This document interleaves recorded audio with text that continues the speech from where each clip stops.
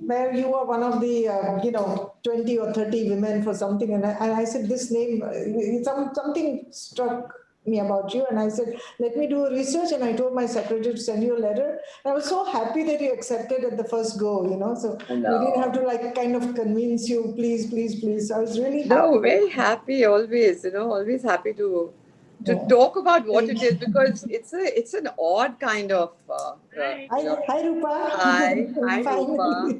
Okay, ladies, sorry to interrupt. It's time for our sponsors video, and let's hit it off. Yeah. Okay, we are waiting for Rupa, so good. She's here. She's here. That's why I said. Okay.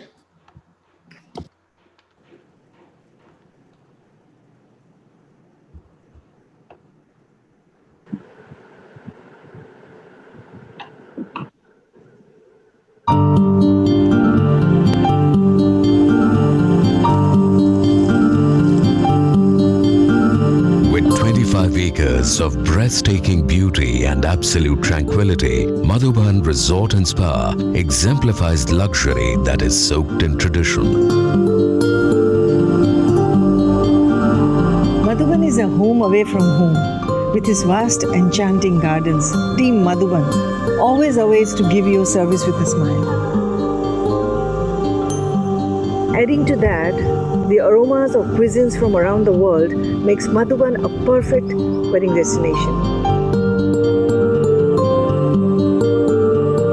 At Madhuban, an experienced team of wedding concierge and event planners are committed to weaving together moments that are certain to stay with you for a lifetime.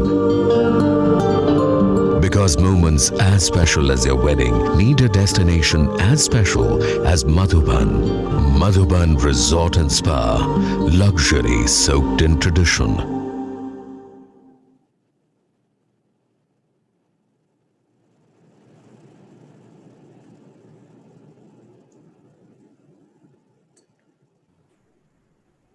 Niti, you may start. Okay, we are not playing the video of do's and don'ts, Chitra. I thought that was played, but it's okay. That should have been played before. But anyway, go ahead.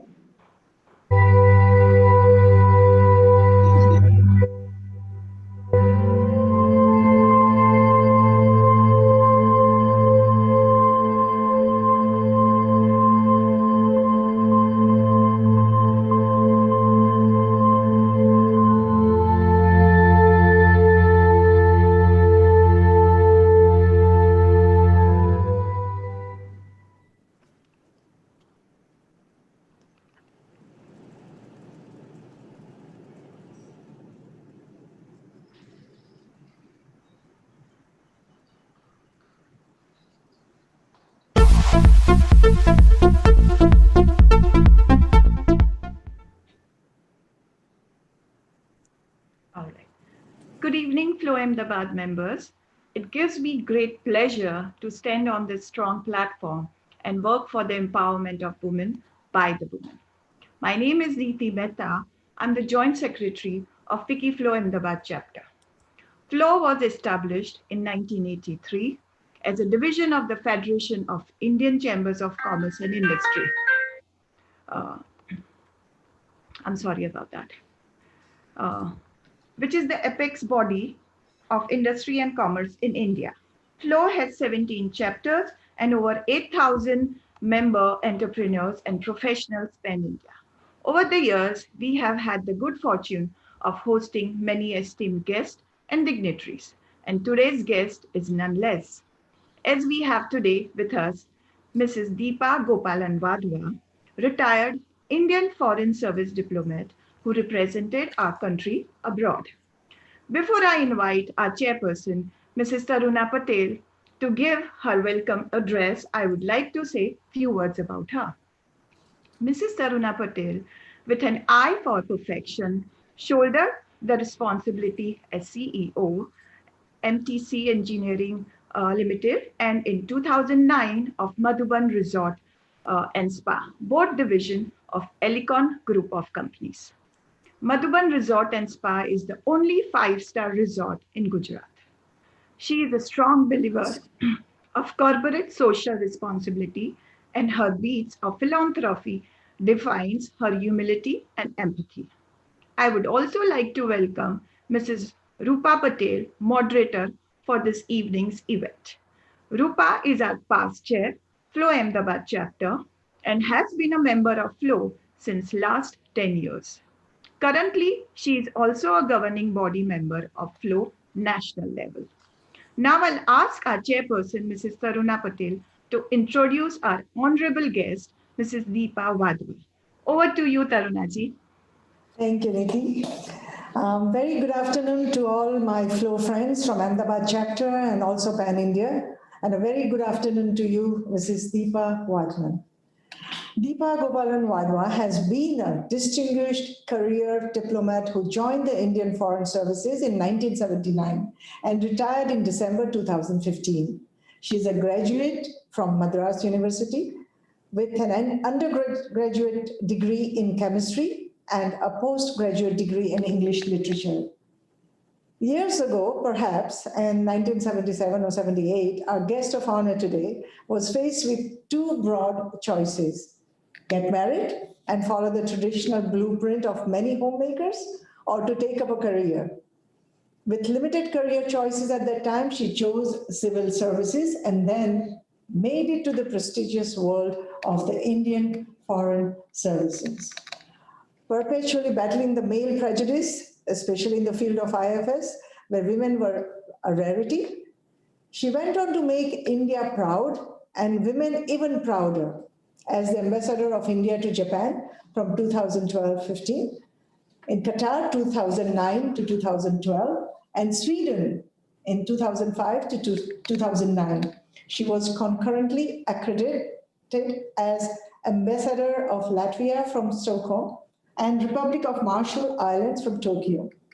She has also held other significant assignments in Geneva, Hong Kong, China, the Netherlands, the International Labour Organization, ILO, and the Ministry of External Affairs.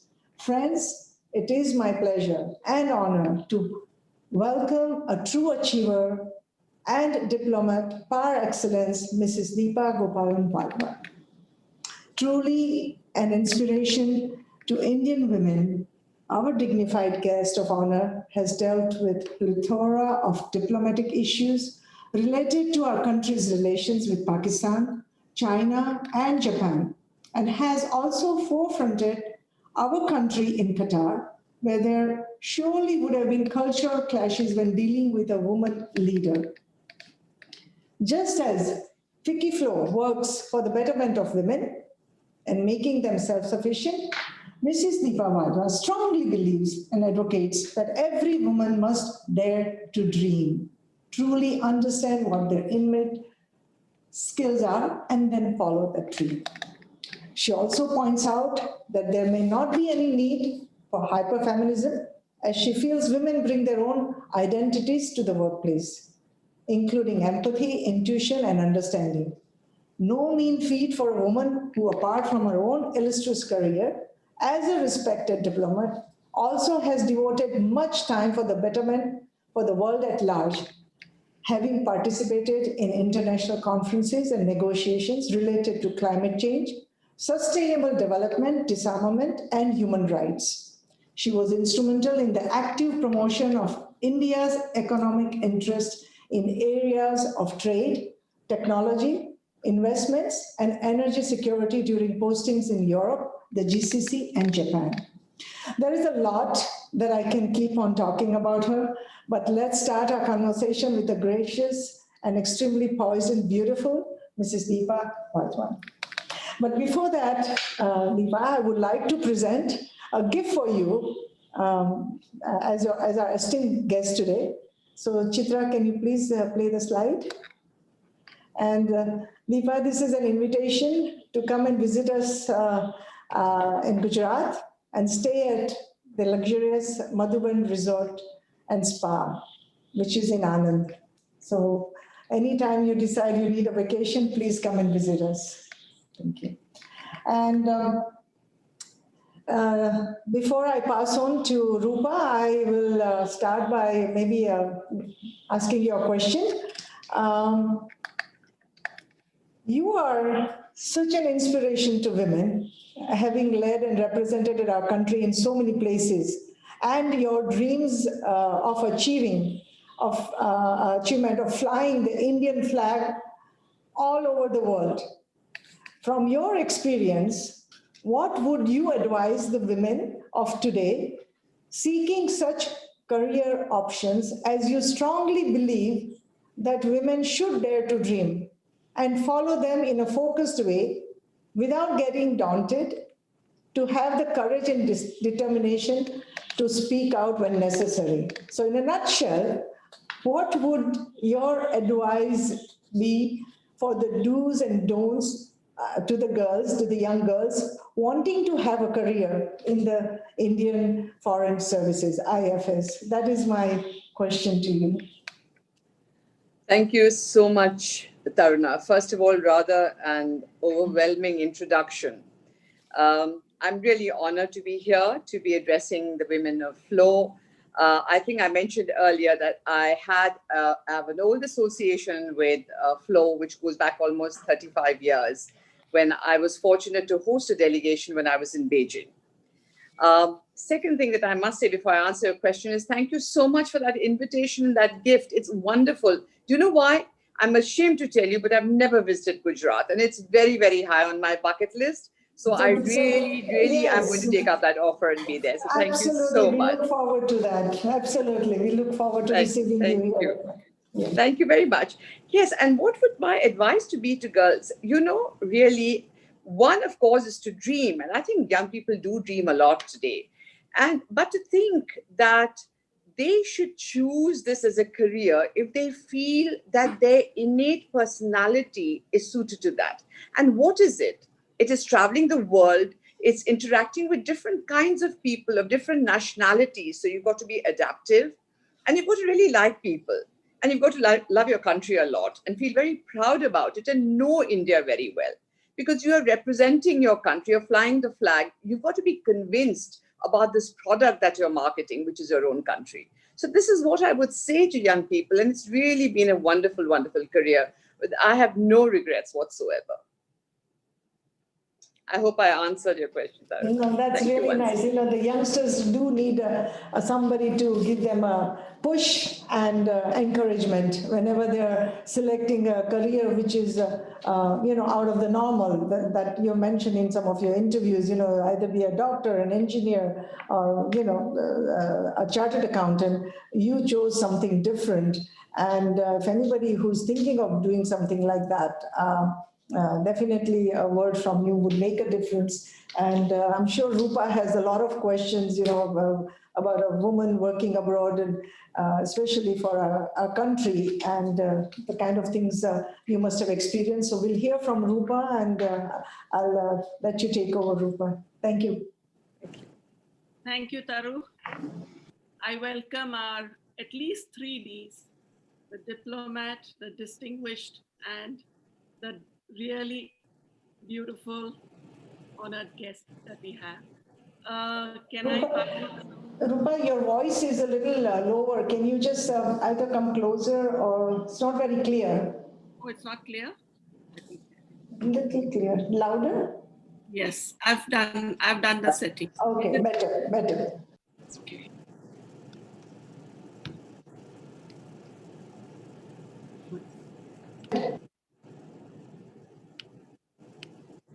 I've lost you.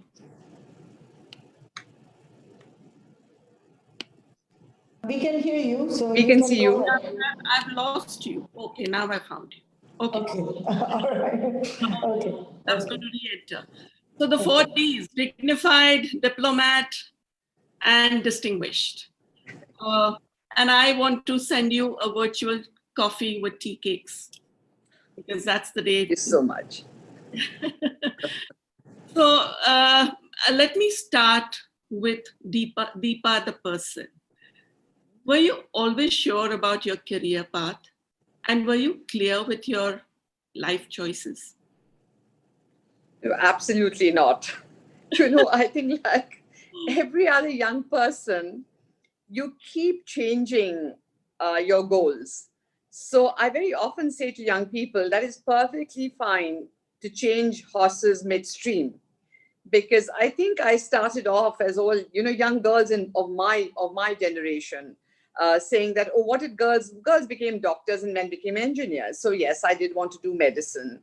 I went on, I think at some point of time, when girls are glamour struck and said, oh, let me do something more glamorous. Maybe I want to be an air hostess. I went on to university and I didn't do medicine. And it's a strange story because I'm phobic about frogs. And everyone said, you have to hold frogs. And I said, oh gosh, that's not for me. I went on to do science because I was National Science Scholar and I did chemistry. And then I said, no, this wasn't for me. Then I go on to do literature. And then I wander in and write the civil services exam and read the foreign service. So, you just wonder and you look at what is going to suit you. And I think for me, I was fortunate because what I finally landed up with was really something I enjoyed. And you're very blessed when you enjoy what you do. So therefore, I think too, a lot of young people who are at that crossroad of life and they wonder, what shall we do? And maybe you start something and you think, this is not what I want to do. No problem at all. You can always change. So that's what I feel. Great. This is an offshoot of the first question. Did you have a traditional upbringing, or did your parents encourage you to explore your options regarding career and marriage? Well, I come from Kerala. Yeah. So to the extent I came from a traditional Kerala family where girls were very welcome. So we were traditional, but we were traditional in a very Kerala sort of way. And yes, my parents, insofar as the career was concerned, I think they always encouraged me as they would my brother, or, everybody was treated alike. And that I think is very important in being from Kerala, to saying that, yes, you can follow your dream, you can do what you want. So to that extent, I think I benefited. So it was in a way, perhaps a little non-traditional. Insofar as marriage was concerned, my parents would have loved me to marry within the community. But again, in my own family, lots of people had cross-cultural marriages. So it wasn't a big deal. And, it had worked well. So I didn't have that two-state situation when I decided to marry a Punjabi coming from Kerala. No, that didn't happen.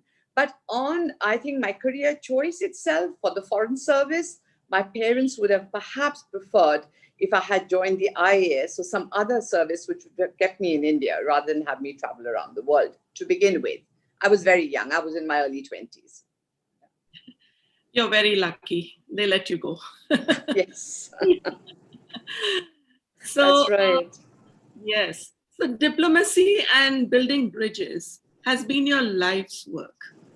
It was rare for a woman to be selected for the IFS back when you joined. What do you see as the biggest challenge in this global scenario of the time? Right. Now, there are two parts. First is women joining the foreign service at the time that I did. Again, I'll go back a little bit into history, and I really love history. When we became an independent country and we were setting up our own civil service, and there was the first UPSC, the Union Public Service Commission examination, a woman from Chennai, as a matter of fact, topped the Indian Foreign Service examination. Her name was C.V. Muthamma.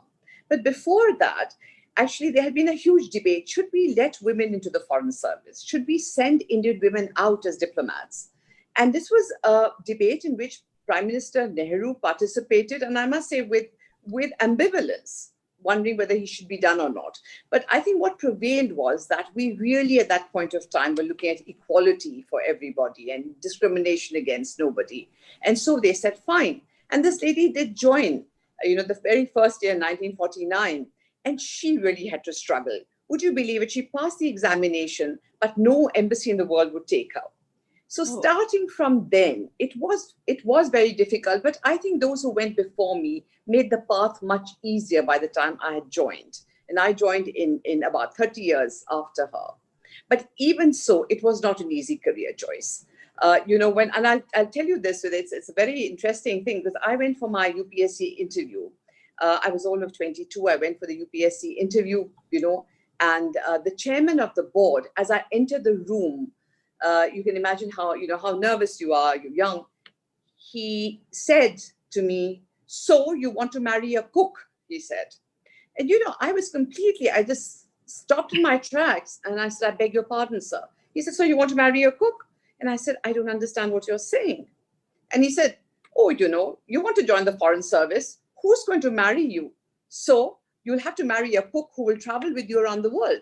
Now, this is how men were. The prejudices were so strong, and they were very politically correct times. I always say that. So yes, so there was that part of it. And there have been challenges being a woman, but I think things are much better now than they were. But if you look at the world and look at diplomacy, it's also, you've seen history unfold before you. I talked about how I, hosted this FLO delegation in 1986 in China. The 1986 China and the China today is just unimaginably different. You cannot imagine. And in the 40 years of our lives, we saw a lot of things change. We saw the Cold War get over. We saw globalization. We saw Asia emerge as the center of the global economy. We thought we were doing very well. We were, working on climate change. We were all working together. It seemed such a feel-good thing in the world. And then what happens? Suddenly, completely without any anticipation, COVID happens. And kind of everything crumbles. I mean, look at it. We've all come to a standstill. Economies are crumbling. People's lives are affected. And all challenges have come up. Now, suddenly, we don't live in such a safe world again. We have challenges such as we're facing from China today. And somehow, the world doesn't seem to be such a place of peace as we thought it was. So there are always challenges that come up. And I think in a way, when you look at it, perhaps it gives diplomats jobs, but it is important to persevere. And one thing that one learned in diplomacy is that, actually it's very, very difficult to predict what tomorrow will be. Yes. And keep it politically and diplomatically correct. Absolutely. Absolutely. Incredible. So at one point when your husband, who's also in the diplomatic service, and you were posted in different parts of the world, what challenges did you face in having a family life and raising the children? I mean, did you face disapproval for being committed to your career? I think all women, all of y'all who are looking at careers, I think we all face the same challenges when you want to have everything, as they call it, everything, that you want a family and you want a career. I mean, men have family and career, nobody questions that. But, when women want everything, it's not so easy. But I must say that the government was pretty nice, because in the first about 20 odd years of my career, my husband and I, my husband's a colleague of mine, as you mentioned, we were posted together. So, the children grew up and we could keep the family together, though there were gaps. I mean, there were some gaps here and there. And then the children left the university, and then we were ready to be ambassadors. And then we went to different countries, which was something anticipated. Now, that's very interesting, you see, because when we were in different places, people said to me, oh, you must be really missing your husband. And I said, what I really miss is having a wife. Because I was doing everything, I was being the ambassador, I was running a household, I was entertaining people, having large receptions, doing everything. And you had to also take care of a home. So what I really missed was having a wife, in a sense, a partner who would take care of the things. And I would come in with a delegation along with them, walk in with the minister to the house and expect the table to be out and everything to be in place. I mean, one did manage it. And I think everywhere where women step out, they do what they traditionally did as mothers, as, wives. We do play our traditional roles and we take on additional responsibilities. And I think we equip ourselves really well because we're so good at multitasking. So I think that is really what I learned. Great. I mean, you kind of remind me of that movie called Couple Wants a Wife. From a cultural perspective, did you perceive any barriers in any particular posting for being a woman? I mean, they're very repetitive questions, but, in the cultural background perspective of being a diplomat. Yeah, it's an interesting question because I went to 2 places and my CV says I was the first woman ever to be sent to a GCC country, a Gulf country, and an Arab country, and again to Japan.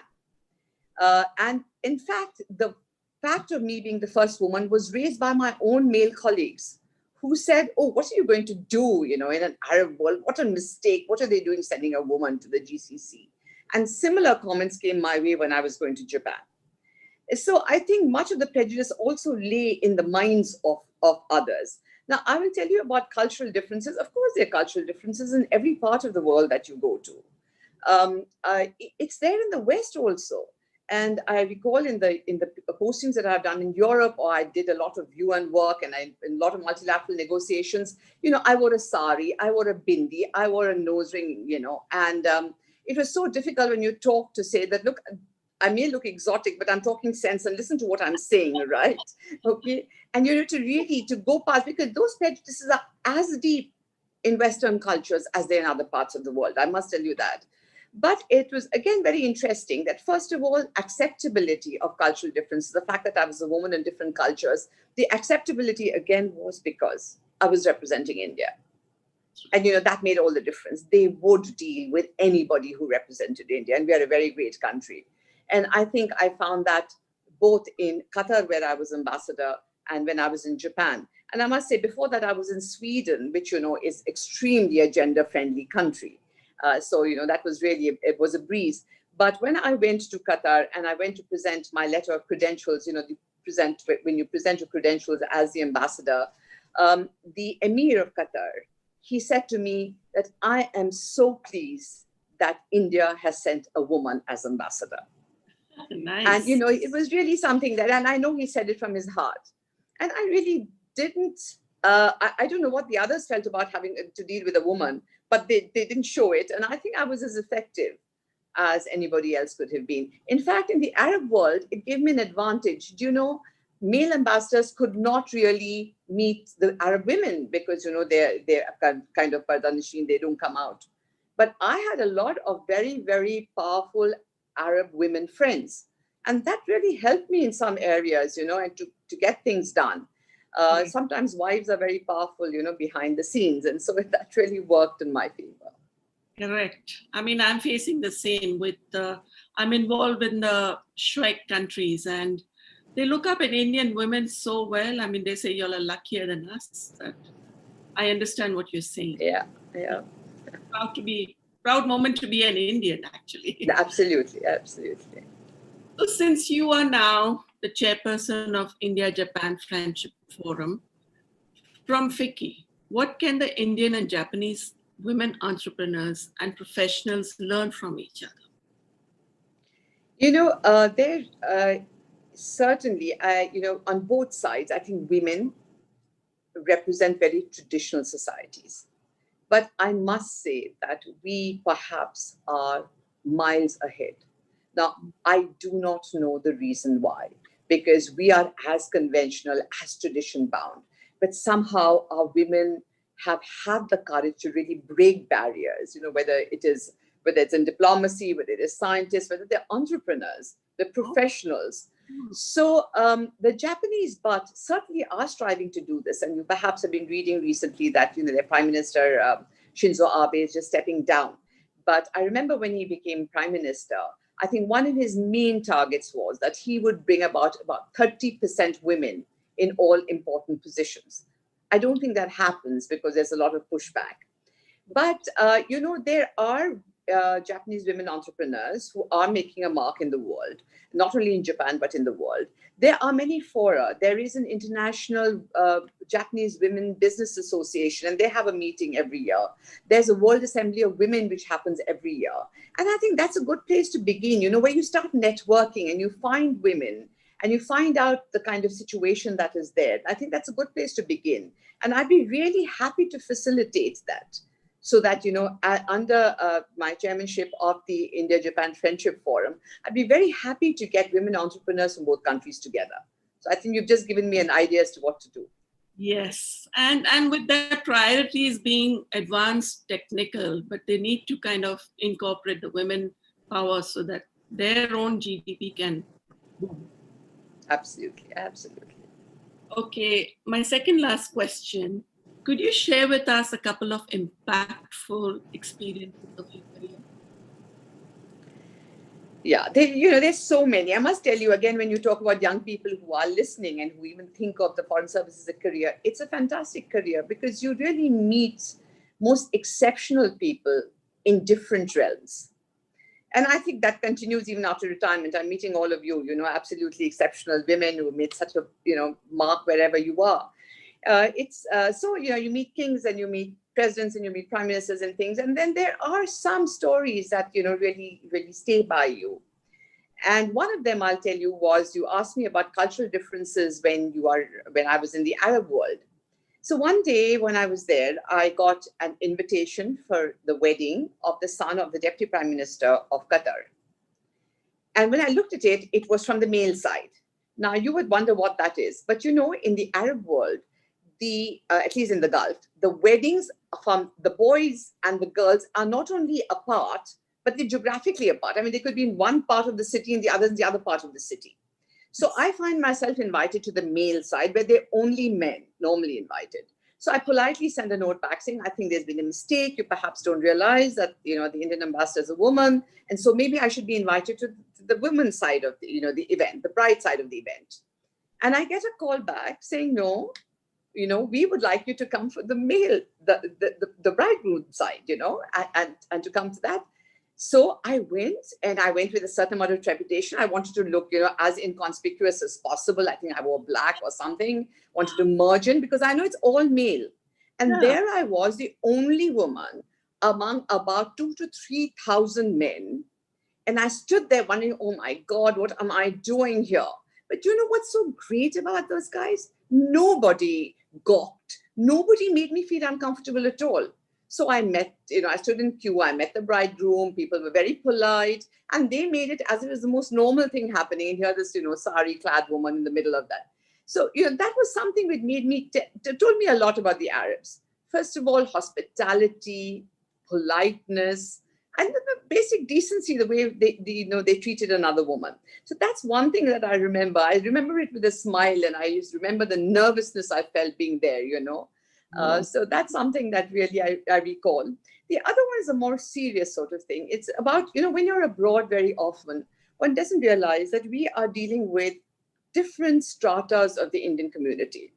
The best, the people who have great successes, but you're also dealing with those who are perhaps more underprivileged, people like, who go out as blue-collar workers.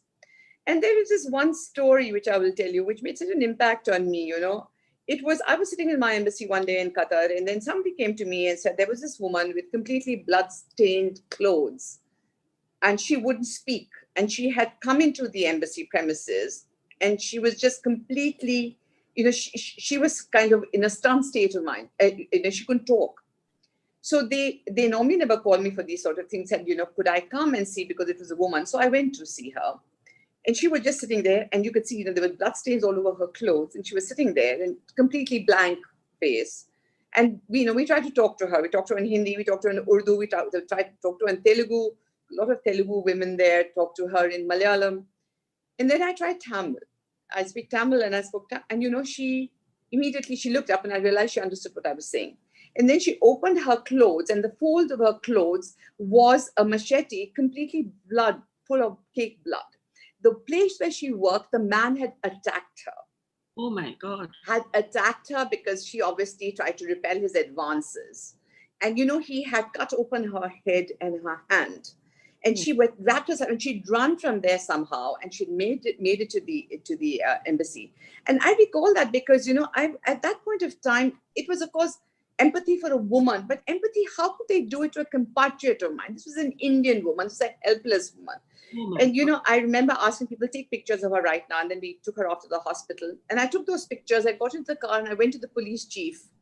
Without an appointment, I walked in, I threw these pictures on his table, and I said, you tell me what to do about this woman. I was so upset. And then, of course, one worked to make sure that, I kept her in my house for 10 days. We got her all her dues. We made sure that she went off safely. And that made such an impact on me, because I realized that with prestige and with, position and so on comes huge responsibility. But suddenly there was this woman's life in your hands. And this has happened several times over. And you feel also impact in the sense that you feel very humble. That, you are in a position where you can help other people. In fact, you have a responsibility for their lives. And I think these are some of the memories that I carry from the Foreign Service really with me. Yes, they're not only impactful, I've got goosebumps. I mean, this is just some traumatic experiences you've shared with us. Well, my last, but a very funny, a very sexist question. What works for you? Think like a man and win like a woman? Think like a woman and win like a man? Or think like a woman and win like a woman? What works for you? Yeah, I think like a woman and win like a man. It is a man's world. It is Can't a get man. away from it. True. It's still there.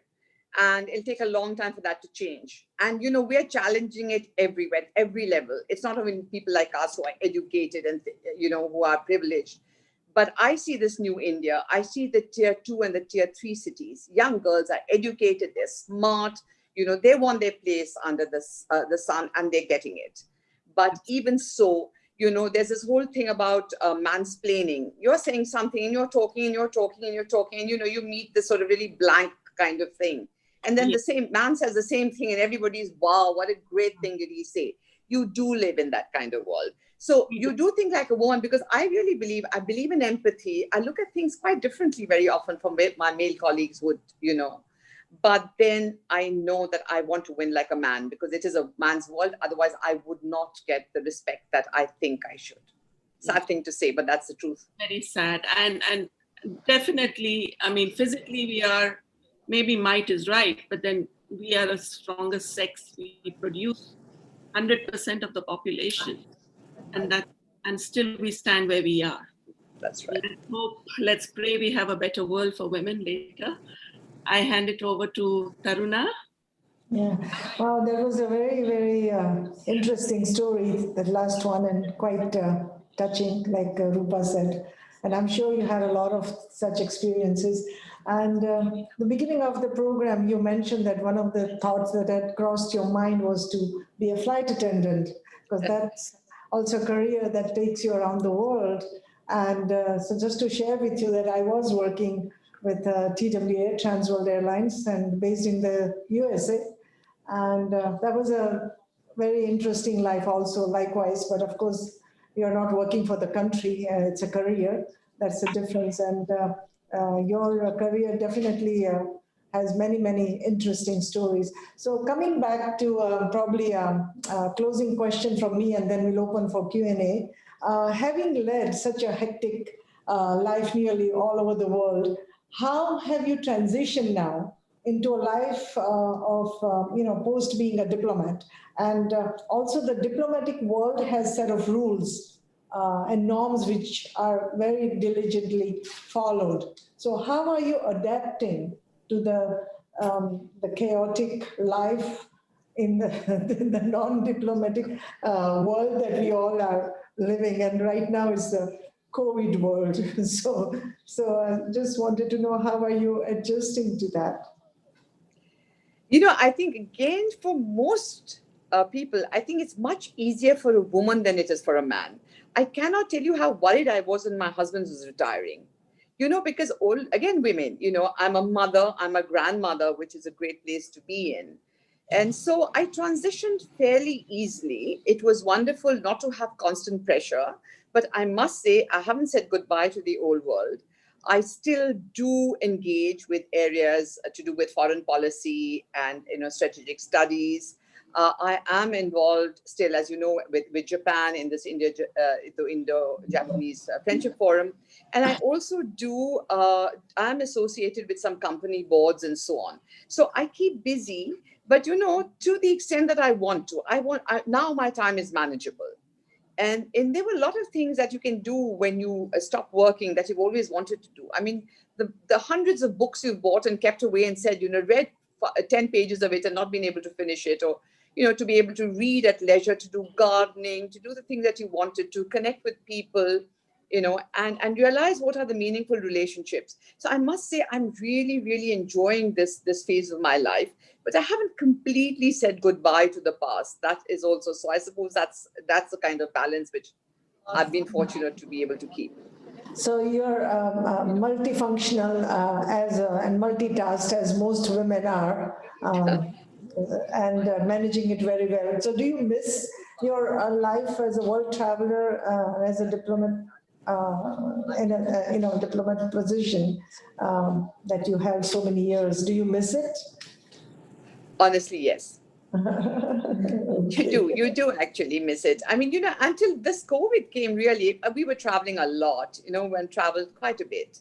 Yes. And now for the last 5 months, one does feel kind of constrained. But, this is really something that never perhaps has happened ever in the last 100 years. And, how we cope. And we are really privileged where we are compared to people who are really suffering. But I do Yes. hope this ends and, one can again sort of start traveling, because travel is always a pleasure. And as I said, my first visit is going to be now to take up your offer. Absolutely. And before I open for question and answer, I see a face here. The name is Tina.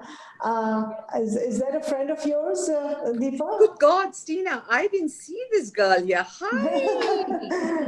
So, unmute yourself and please say hello to us. And Stina, you're muted, I think. Can you? You could unmute yourself. Yeah, I'm muted. Wow. Yeah.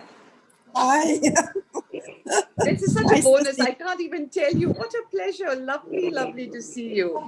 So she was one of these wonderful Swedish women that I knew, and she actually knew both the world so well, India and Sweden so well. Yeah. Okay, because I've been seeing her from the beginning and I knew she had to be your friend. So I invite you on the platform of FLO Ahmedabad Chapter. We are a ladies wing of Federation of Indian Chamber of Commerce. And if anything you would like to share on our platform, we are more than happy to listen to you. Or you can just say hello to everyone and your friend Deepa. So Tina, the platform is yours for a minute or whatever you need. I don't know. Are you talking to me? Yes. Oh. No, I remember very well Deepa coming to my country house in Sweden, and it was very, very primitive. And she said, "Oh, it doesn't matter. It's just like my parents' or my grandmother's place in Kerala." Okay. True. So has it been a long time since you met each other? Yes, Yeah. quite a while. Swedes have these lovely summer homes. It's just fabulous, I think you and they go back to nature. That was just wonderful. Yes, I remember it so well. Yeah. Okay. Thank you for being here, and I open to Q&A. Rupa, if you want to take over the question and answer, or you want me to take it? The first question, I think Shubha Bhandari, our past chairperson from FLO Ahmedabad, she had given her civil exams, and she got into the marriage path. So. Okay. Deepa, my question to you was, since I've been through that path and I had to choose my marriage path because I was a Marwadi, till today I definitely repent of what I couldn't do. So how was the life as a diplomat, rather being a married woman, how did you feel that there was a difference? Because I would have been of the same age as yours, the same era. I would just must say that I think managed both of them because I married a colleague of mine. So it wasn't so difficult. My husband was with me to support me. I must say for a lot of women in the foreign service, when they marry and if their husband is in another place, it's not so easy. So maybe in some ways that you did choose a marriage path, and I'm sure you must have done something with yourself. I have no doubt at all with that. That you made a contribution wherever you were. But I did manage family, A, because my husband was a colleague of mine. Two, I was very fortunate that we could always have help with us. And nowadays I see a lot of women who are talking, even in Japan, they talk about women joining back into joining the workforce. The first thing they talk about is childcare.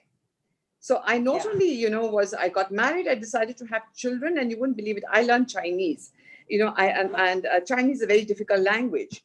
And, I was coping with Chinese and having a baby, and it was quite a challenge. But I think the fact that really helped me was that, we had help always with us. And when women face challenges, we manage to get around it, whichever way it was. But I must say to you, one disadvantage which you would not have had when you got married and you settled in one place was that we had to uproot ourselves and move every 3 years. And that is very, very telling on the children. And my children really suffered because of that. Not only the move, but also lacking a sense of real identity, They're now very global citizens. I mean, they could adapt anywhere, but that feeling of really having a single identity and having to move and lose friends as they went, I think that was a disadvantage. So everything has its advantages and disadvantages. But cheers to you. You could go ahead. The next question is from Shilpa. She asks, do you think that COVID might lead to a global drift in business towards India as countries might look for alternatives beyond China? Very, very interesting and very pertinent question. So now what you do have, of course, how COVID has affected the world. And one of the things that everybody realized was that there was an over-dependence on China, particularly insofar as global supply chains were concerned. And everybody is talking about diversification of global supply chains. Everybody is talking about manufacturing at home more. So you have this concept of the Atmanirbhar Bharat Abhiyan, which we are talking about. So I think what is going to happen is a couple of things. One is people are going to diversify from China. So you're going to have industries moving away from China. How can we attract them to India? We have to make sure that our investment climate is good, is competitive, and it attracts people. We have a great advantage, and I think Indians should be aware of it. It is really the size of our market, because after China, we have the largest market because of our population. Number two, we have the youngest market, and the young people are people who drive actually consumerism. They want to buy, and they are also at this point of time, I think the base is pretty small. It has to grow. So I think the draw of the Indian market is going to get companies to move to India, to manufacture in India, and to sell in India. We just have to play the game properly. We just have to make sure that the ease of doing business in India is assured, and that we make our entire investment climate much more attractive for people to come to India. Thank you. Next question from Gopi. Can you just explain what is scientific diplomacy? Scientific diplomacy, okay. I think what your question is, Gopi, and I'll try and answer it. So, you have different kinds. When you look at diplomacy, you think of, there's political diplomacy, there's economic diplomacy. I just talked about, getting companies. Yeah, we do a lot to get investments into India, to promote trade. That's economic diplomacy. You have something which is, cultural diplomacy, when you try to talk about the soft power of India, Bollywood, classical dancing of India, art. So that's cultural. But you also have something else, which is really science and technology exchanges between countries. And this is so important today, because different countries have different advantages. And, for us, we've done very well in the S&T field. So I should say again that when I was in Japan, one of my focus areas really was science and technology, to get more tie-ups in the area of science and technology. And, in all cutting edge technologies, so that it would be at the level of academia, it would be at the level of companies. So to make sure, and our scientists together to have, actually have research projects, which we do together. So there's a lot which can be done in the area of scientific diplomacy. And this is something really which people take very, very seriously. I see. I hope I've answered what you wanted me to say, Gopi. Yes, thank you. Thank you. Next question from Sarita Sinha. Which was the most difficult assignment of your career, and how did you handle it? I often get asked which is the best and which was the toughest. And it's a very, very, it's a difficult call, because, every place has its own charms, and each one has its own challenges. If I would say, I wouldn't call it difficult, but I think challenging, I would perhaps say Qatar. And why I would say Qatar is not because I was a woman, not because it was the Arab world, but because of the demography. And what I mean by demography is that in the population of Qatar, Indian nationals outnumber the locals 2:1. So I was dealing with a very, very large population of Indians, the bulk of whom, about 80 to 90%, were blue-collar workers who came with a lot of issues. I mean, not all of them. Everybody goes there to improve their lives, and we are really grateful that 80 to 90% of them can, in fact, fulfill their dreams. But there are the 10%, and they are a large number. And the things that happen to them aren't so nice. And, you know, you are there, you're responsible, as I said, I gave you that instance. But I think there were a lot of challenges really dealing with the Indian population and dealing with the issues that they had. But I don't look at it negatively. As I said, I still look at it as something that was an opportunity for me to be able to help each other. So in that way, it was perhaps one of my more challenging, not difficult, but more challenging postings. Yes. We have Reshma Patel who wants to ask a question to you. Reshma? Hi, Deepa. Okay, you talk a lot about mansplaining, so obviously you had your share of condescending. My question is, as a diplomat, you obviously had to mind your P's and Q's. So when someone is extremely condescending or, you know, full of crap, giving you a rough time, in a diplomatic way, how do you tell them to, oh, shut up, you know, get lost? Or how have you picked up this lovely diplomatic jargon? Because we could do with using that sometime. No, I think, first of all, I must tell you, I always wore a sari. I wore it through snow, rain, hail, whatever. Because, you know, we were the old school and we always wore saris. So one was that. So why I say that is because, you know, I think it comes with a certain amount of gravitas, you know, when you go there. Another thing that I did, Reshma, I must tell you is a secret. I let my hair go gray like yours. And I think that made people take you a little more serious, you know. And that was done, I think, deliberately. But yes, I think you just look them straight in the eye and, you know, you're very firm and you hold your ground. And I think that really is what it is. And my challenges, again, was, you know, were not so much with the foreigners. I mean, they, you know, you could still deal with them and they knew they had to deal with you. Very often it's your own guys in your own establishment, in your own Ministry of Foreign Affairs, your own colleagues. And there sometimes, you know, you don't have to be diplomatic. You could be a little rude and say, you know, you jolly well listen to me. Yeah. Good for you. One did it. Yeah. Should we take this as a last question? What are the do's and don'ts for those who want to get into IFS? Or preparing for the IFS. You see, it's now a common exam, which is held by the UPSC, and it's got different parts. And there's first prelims, and then there are the main papers. I think there are about 7 papers now. I think the do's are that you've got to know what is going around in the world. And there is so much more information available now in the world. It's a much more complex world than I was writing the exam. I mean, if I had to write the exam today, I wouldn't have made it. There is such an overload of information, and it's all there at the tip of your thumb. You know, you look and they could ask you anything under the sun in the examination. So you've got to keep abreast of what's happening. You have to have an interest in what's happening in almost every field possible. I mean, there is nothing that you can't be asked about. I think that is there.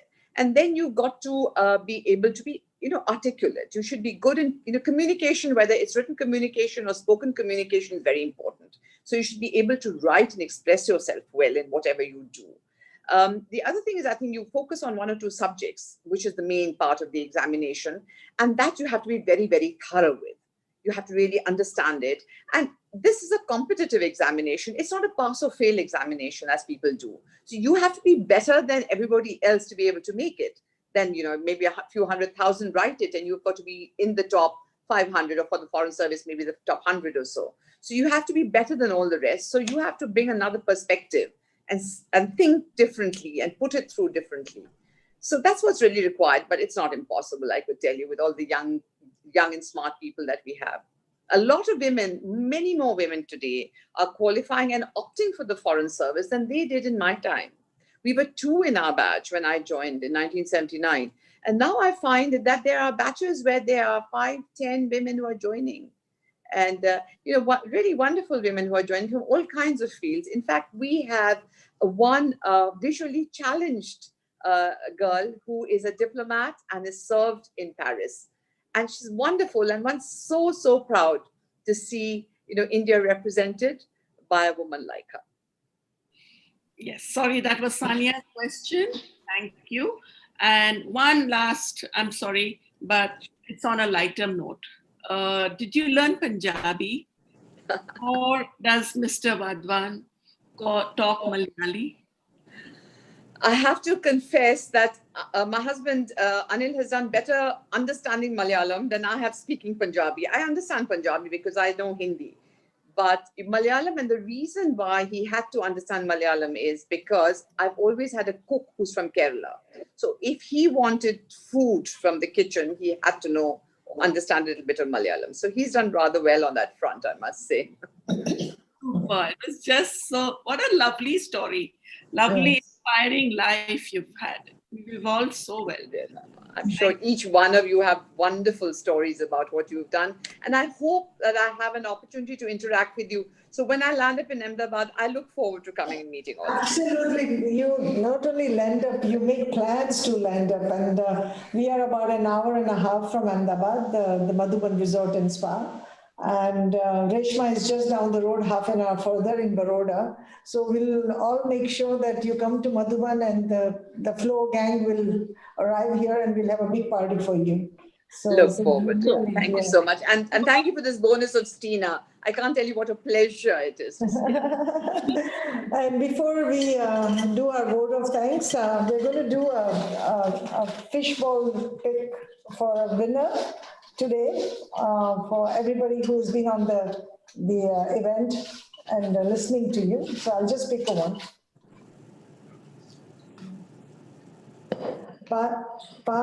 Palagiri Pushpa. This name is new to me. Maybe one of the other chapter persons. Palagiri Pushpa. Okay, we'll try to locate her. If not, we'll pick another one tomorrow. But there's a meeting for two at one of the Madhuban restaurants, and we look forward to having her here. And thank you again, Deepa. Really thank you nice so much, Dana, Rupa, all of you. Thank you so much. It's been a great pleasure. We were so absorbed. I mean, it's pin drop silence. I mean, normally there's noises around, but listening to you, there's been a pin drop silence. Thank you so much. Thank you so much. So it's been really a pleasure. So we'll have our Senior Vice Chair, Ms. Nandita Munsho, do the vote of thanks, please. Good afternoon, our distinguished guest, Deepa Gopalan Wadhwa, and my dear FLO family. It has been enriching to hear the remarkable experiences of Ms. Deepa. Her rich tapestry of work in China, Japan, and Pakistan, the countries of key importance to India, makes her opinion and experiences very valuable for the country, and many more experiences that we heard of her from various countries. It has been an interesting afternoon for all of us here. The art of diplomacy is a delicate balance of intellect and diplomacy, of strength and determination, of humility and grace. And we are honored to have you here in this virtual session today. My thanks to our sponsors, Madhuban Resorts and Spa, Phoenix Creations Simplified, Satyanarayan Jadia and Sons, and Sanket India Anand. My thanks to our IT partner, EITL, for providing digital expertise. A big thank you to our design and print partner, Akash Printing and Stationery, and our PR agency, Delta Crest Media. My thanks to all FLO members across different chapters and many YouTubers who have joined us today. Have a pleasant evening. Thank you. Thank you so much. Thank you. Bye-bye. Bye-bye. Thank you.